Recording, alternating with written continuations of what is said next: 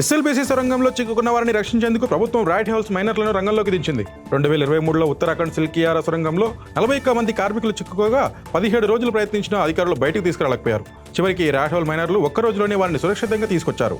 పుస్తకాలు చేతపట్టి చదవాల్సిన విద్యార్థులతో గురుకుల సిబ్బంది వంట చేయిస్తున్న వీడియో వైరల్ అవుతుంది. నెల్లూరు జిల్లా గండిపాలెం స్కూల్లో ఈ ఘటన జరిగింది. తెల్లవారుజామున 3 గంటలకి 9వ తరగతి స్టూడెంట్లు 45 కేజీల గోధుమ పిండితో 1500 చపాతీలు చేస్తూ కనిపించారు. తమ పిల్లలతో చాకరీ చేయించడంపై పేరెంట్స్ ఆగ్రహం వ్యక్తం చేస్తున్నారు. ప్రతి ఆదివారం ఇలాగే చేయిస్తామని ప్రిన్సిపల్ చెప్పడం గమనార్హం. పల్నాడు జిల్లాలోని ప్రముఖ శైవక్షేత్రం కోటప్పకొండపై అగ్ని ప్రమాదం జరిగింది. నిన్న రాత్రి కొండ వెనక వైపు నుంచి శ్రీ పాత కోటేశ్వర స్వామి మార్గం వరకు మంటలు చెలరాగాయి. అగ్నిమాపక సిబ్బంది వాటిని అదుపు చేశారు. ఘటన కారణంగా భావిస్తున్న ఓ వ్యక్తిని అధికారులు అదుపులోకి తీసుకుని విచారిస్తున్నారు. ప్రమాదంపై కలెక్టర్, ఎస్పీలతో మంత్రి గొట్టిపాటి రవి మాట్లాడారు. ఘటనపై విచారణ జరిపి నివేదిక అందించాలని ఆదేశించారు. ఎమ్మెల్సీ ఎన్నికల్లో బీజేపీ అభ్యర్థులను గెలిపించాలని గ్రాడ్యుయేట్లు, టీచర్లను ఎంపీ ఆర్ కృష్ణయ్య కోరారు. ప్రెస్ మీట్లో మాట్లాడుతూ బీజేపీ ప్రభుత్వం వస్తే రాష్ట్రం స్వర్ణ తెలంగాణ మారుతుందని, కేంద్రం నుంచి మరిన్ని నిధులు వస్తాయని చెప్పారు. ఇటీవల ఢిల్లీ ప్రజలు ఇచ్చిన తీర్పును దేశవ్యాప్తంగా ఇవ్వాలని, రాజకీయాలు నిజాయితీగా ఉండాలని, ఓటర్లు చిన్న ప్రలోభాలకు లొంగవద్దని ఆయన సూచించారు.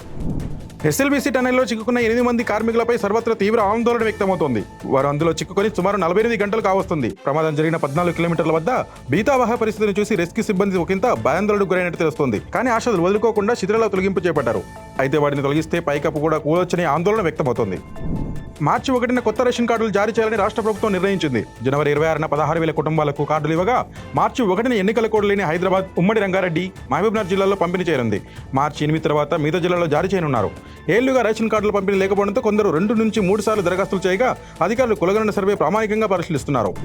గ్రూప్ 2 అభ్యర్థులకు న్యాయం చేస్తున్నట్లు నమ్మబలికి చివరకు నట్టేట ముంచారని సీఎం చంద్రబాబును వైఎస్ జగన్ విమర్శించారు. అభ్యర్థుల సమస్యల పరిష్కారం చూపిస్తారని, పరీక్షకు 2 రోజుల ముందు విద్యాశాఖ మంత్రి మోసపూరిత ప్రకటన చేశారు. ప్రభుత్వం లేఖ ఇచ్చినా ఏపీఎస్సీ ముందుకు వెళ్తుందని సీఎం వాయిస్తో ఆడియో లీక్ చేయించి డ్రామా చేశారు. అయోమయం, అస్పష్టత మధ్య పరీక్షలు నిర్వహించడం అత్యంత దారుణమని ట్వీట్ చేశారు. అంతర్జాతీయ మహిళా దినోత్సవం సందర్భంగా మార్చి 8న మరిన్ని పథకాలను ప్రారంభించేందుకు ప్రభుత్వం కసరత్తు చేస్తోంది. జిల్లా కేంద్రాల్లో మహిళలకు పెట్రోల్ బంకులు, గ్యాస్ ఏజెన్సీలను ఇప్పించేందుకు చమురు సంస్థలతో చర్చిస్తుంది. అంగన్వాడీ టీచర్లు, హెల్పర్ల రిటైర్మెంట్ ప్రయోజనాలను 2 లక్షలకు పెంచనుంది. డ్వాక్రా మహిళలకు వడ్డీ రాయితీ చెక్కులు, అంగన్వాడీలు, సహాయ సంఘాల సభ్యులకు చీరలు అందించనుంది.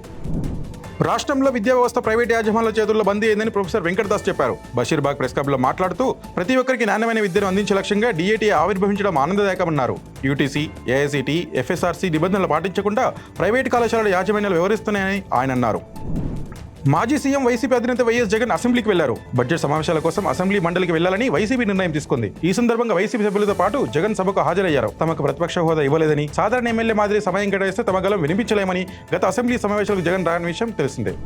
ఎస్ఎల్బీసీ టన్నెల్ ప్రమాద ఘటనలో 8 మంది ఆచూకీ తెలియని స్థితిలో ఎమ్మెల్సీ ఎన్నికల ప్రచారంలో సీఎం రేవంత్ నిమగ్నం అవడం దిగజారుడు రాజకీయమని కేటీఆర్ విమర్శించారు. ఈ ఘటనపై సీఎంకి సీరియస్నెస్ లేకపోతే అధికార యంత్రాంగానికి ఎక్కడ ఉంటుందని ప్రశ్నించారు. ఇందిరమ రాజ్యంలో ప్రజల ప్రాణాలకు ఇచ్చే విలువ ఇదేనా అని నిలదీశారు. రోమ్ తగలబడుతుంటే నీరో చక్రవర్తి ఫిడేల్ వాయించినట్టుగా రేవంత్ వ్యవహారం ఉందని దుయ్యబట్టారు. భారత క్రికెటర్ కోహ్లీ రికార్డుకు బీఆర్ఎస్ చీఫ్ కేసీఆర్ కు ముడిపెడుతూ మంత్రి కొండా సురేఖ ఆసక్తికర ట్వీట్ చేశారు. 14,000 పరుగులతో కోహ్లీ రికార్డు బద్దలు కొడితే ప్రతిపక్ష నేతగా 14 నెలల్లో 14 రోజులు కూడా సభకు రాకుండా కేసీఆర్ రికార్డు నెలకొల్పారని సెటర్లు వేశారు. పరుగులతో విరాట్ వార్తలు నిలిస్తే 14 నెలలుగా విరాట పర్వం వీడిని గులాబీ బాస్ వార్తలకు ఎక్కడ ఆలోచించాల్సిన కదా అని ప్రశ్నించారు. మహాకుంభమేళపై అసత్య ప్రచారం వ్యాప్తి చేస్తున్న 140 సోషల్ మీడియా ఖాతాలపై పోలీసులు చర్యలు తీసుకున్నారు. ఈ మేరకు 13 ఎఫ్ఐఆర్లు నమోదు చేశామని మహాకుంభ డీఐజీ వైభవ్ కృష్ణ తెలిపారు. మరోవైపు ఈ ఫిబ్రవరి 26న మహాశివరాత్రి సందర్భంగా భక్తుల రాకను దృష్టిలో ఉంచుకుని అన్ని ఏర్పాట్లు చేసినట్లు వివరించారు. ప్రస్తుతం కుంభమేళ పరిసరాల్లో ఎలాంటి వాహనాల రద్దీ, ట్రాఫిక్ ఇబ్బందులు లేవని డీఐజీ చెప్పారు.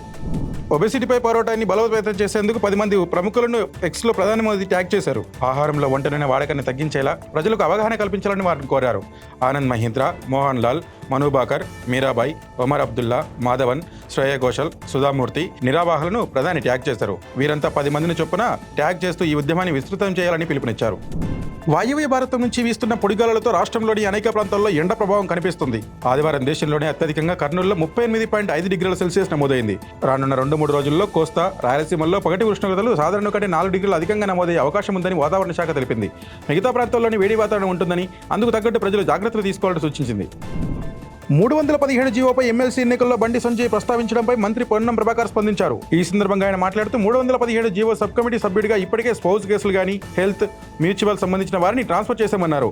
రాబోయే శాసనసభ సమావేశాల్లో ఈ అంశాన్ని కేంద్ర ప్రభుత్వానికి నివేదిస్తూ జోనల్ మార్పులకు సంబంధించి నివేదిక ఇవ్వబోతున్నామన్నారు. లేటెస్ట్ న్యూస్ తెలుగు మరియు ఇంగ్లీష్ అప్డేట్స్ కోసం ఇప్పుడే క్యూన్యూస్ అఫీషియల్ యాప్ ని ప్లే స్టోర్ నుండి డౌన్లోడ్ చేసుకోండి. సరికొత్త సమాచారాల కోసం క్యూన్యూస్ వెబ్సైట్ ని ఫాలో అవ్వండి. ఛానల్లో ప్రాంతీయ, జాతీయ, అంతర్జాతీయ వార్తలు వీక్షించండి.